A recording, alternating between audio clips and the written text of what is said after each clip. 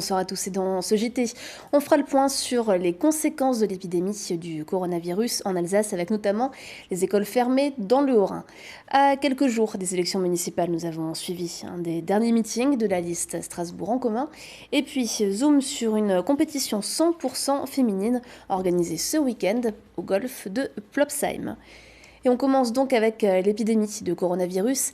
Avis aux travailleurs frontaliers. Tout d'abord, le Bade-Wurtemberg et les autorités de Fribourg demandent à toutes les personnes s'étant rendues dans le Haut-Rhin ou y résidant de rester confinées chez elles pour 14 jours. Cela concerne donc les Alsaciens travaillant en Allemagne, mais aussi les élèves scolarisés à Fribourg. Même consigne à Kehl pour l'école franco-allemande. Des élèves qui restent chez eux également en France, puisque depuis ce matin et pour 15 jours, toutes les écoles du Haut-Rhin sont fermées. Cela concerne environ 130 000 jeunes de tout niveau, de la maternelle au lycée. Les élèves domiciliés dans le Haut-Rhin mais scolarisés dans le Bas-Rhin doivent aussi rester chez eux. Une mesure qui s'explique par le fait que les enfants moins sensibles à la maladie peuvent néanmoins être porteurs du virus et donc vecteurs de transmission, même sans symptômes. Une continuité pédagogique doit être assurée via une plateforme numérique. Et puis de nombreux autres événements sont perturbés en Alsace. Le salon Mode et Tissu de Sainte-Marie-aux-Mines est annulé. Les spectacles qui doivent se passer au Zénith de Strasbourg, des Chevaliers du Ciel d'Éric Serra et d'Alain Souchon sont pour le moment déprogrammés en attendant de voir si un report est possible. Et nous reviendrons juste après ce journal sur l'actualité sportive. Et puis la campagne des élections municipales se trouve aussi perturbée. De nombreux meetings prévus en cette dernière semaine sont annulés, mais les candidats continuent à aller à la rencontre des électeurs. Exemple avec la liste Strasbourg en commun, Adrien Labi. Bonjour, c'est pour les municipales. Merci beaucoup. Dernière ligne droite pour les candidats aux municipales. La liste Strasbourg en commun a mené une campagne axée sur le terrain. Chaque jour, un marché, des rencontres débats plusieurs fois par semaine. Des échanges qui, en janvier-février, ont permis d'étoffer leur programme à la gauche de la gauche. La plupart des retours étaient plutôt positifs et agréables. Donc on a fait une bonne campagne jusque-là et on lâche rien. Justement, la dernière semaine est souvent la semaine la plus importante parce que les gens commencent à s'intéresser et à vraiment s'intéresser à la politique. C'est à ce moment-là qu'il faut tout donner. 4 axes dans leur proposition pour Strasbourg. En premier lieu, remettre les citoyens au cœur du processus démocratique à l'échelon municipal. Un préalable indispensable avant de lancer la suite du programme. Ça permettra de pouvoir prendre des mesures d'envergure et massives pour pouvoir répondre ensuite aux deux autres urgences qui arrivent directement. C'est l'urgence sociale. Réduire les inégalités qui font que croître depuis 12 ans. Hein. Ça fait 2 mandats que les inégalités croissent. Voilà, c'est aussi un bilan des 5 listes de la majorité sortante aujourd'hui. Et une fois qu'on aura réduit ces inégalités-là, on pourra, avec tout le monde, répondre à l'urgence qui est écologique. On ne pourra pas répondre à l'urgence écologique en laissant une partie, un quart, voire la moitié des personnes de Strasbourg de côté.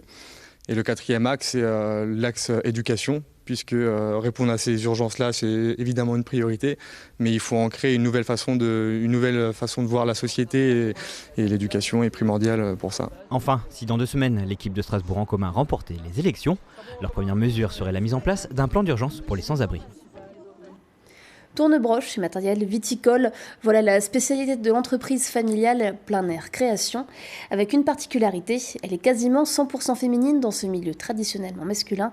Portrait de cette entreprise de Ducklenheim, Cécile Motz. C'est un métier qui fait bien souvent des étincelles. Bon, allez, parti.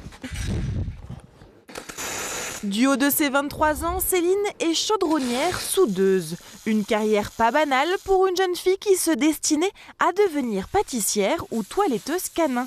Mais après une visite de professionnels dans son collège, la jeune femme s'oriente vers la chaudronnerie industrielle. Un milieu à majorité masculine, ce qui ne l'a pas démotivée pour autant. C'est très enrichissant déjà d'avoir fait mes études avec des hommes. Parce que bon, vu que c'est un métier d'homme, les études se font avec les hommes. Et on va dire ça a un peu préparé à ce monde-là, mais c'est pas des méchants. Le monde de l'industrie, c'est une grande famille, on va dire. On touche à tout, on fait beaucoup de choses. On peut bosser dans le nucléaire, dans l'agroalimentaire, on peut faire des escaliers, de l'art. Céline travaille avec sa sœur Nadège et elles ne sont pas les seules femmes de l'entreprise. Voici Aurore, Perrine et Héloïse, donc nos stagiaires et notre apprenti en PME-PMI. Des profils jeunes de surcroît qui démarquent cette entreprise spécialisée dans la machine agricole. tourne-broche, matériel viticole ou métallurgie industrielle. C'est un métier quand même assez masculin et même dans le domaine où on s'y attaque, donc tout ce qui est viticulteur, tout ce qui est plutôt peut-être quand même encore un domaine assez masculin. On essaye de faire un peu tout ce qui est art entre guillemets, vu qu'on est un peu sur le thème de la vigne jusqu'à présent, on a fait des porte-manteaux, on a fait des raisins en inox, mais on essaye aussi de se démarquer dans ce sens-là. Le seul homme ici, c'est lui, Materne, le père de Céline et Nadège. Avec leurs compétences en viticulture, gestion d'entreprise et métallurgie, la société est née comme une évidence il y a 3 ans. De quoi mettre à profit les savoir-faire des membres de la famille. Étant aussi viticulteur, je connais très bien les problèmes et les besoins des viticulteurs en Alsace et dans toute la France. Je me suis dit on va lancer une entreprise qui va créer et qui construit du matériel et machines viticoles. Vu l'évolution de mes enfants, j'ai dit écoutez les filles, c'est bon, je crois qu'on y va là. Viticulteurs, vignerons, professionnels de la restauration travaillent avec la jeune entreprise familiale. Les deux sœurs espèrent aujourd'hui s'étendre dans ce milieu largement dominé par les hommes. Et à l'occasion de la journée des droits des femmes, hier, le golf du Kempferhof à Plopsheim a organisé une compétition 100% féminine. Un événement pour mettre en avant les joueuses novices et confirmées dans un sport qui s'est largement féminisé ces dernières années. Reportage Mathieu Champvillard.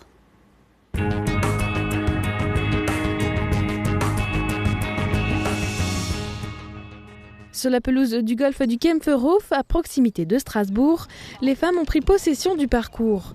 40 joueuses se sont réunies ce dimanche pour célébrer la journée de la femme avec une compétition 100% féminine.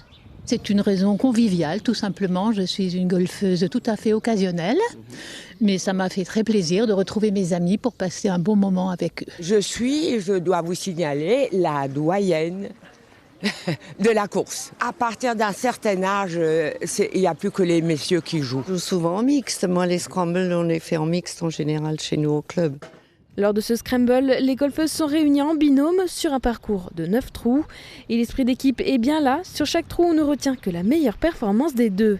Avec ce premier événement de la saison, le golf du Kempferhof souhaite mettre à l'honneur les femmes dans ce sport. Les femmes sont indispensables aux hommes, sont indispensables au monde, et pourquoi ne pas les mettre en évidence aussi dans notre sport ?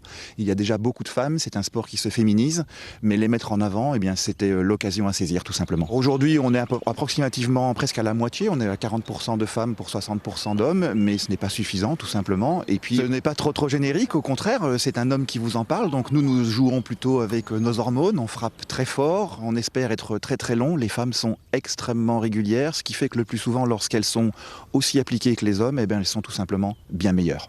Ainsi, le Kempferhof organise notamment l'European Ladies Open, le deuxième tournoi de golf féminin en France. Et pour les non-initiés, le terrain practice était mis à disposition pour celles qui voudraient s'essayer à la discipline. C'est aussi peut-être une manière de désacraliser l'activité parce qu'on a un peu l'impression que c'est une activité réservée à une élite. Et en fait, des événements comme aujourd'hui, c'est précisément l'idée de montrer que c'est vraiment sympa, c'est vraiment décontracté. En Alsace, les golfeuses sont particulièrement actives puisque les femmes licenciées sont plus nombreuses que dans le reste de la France. Et pour finir ce journal, c'est comme tous les soirs, l'image du jour, Olivier.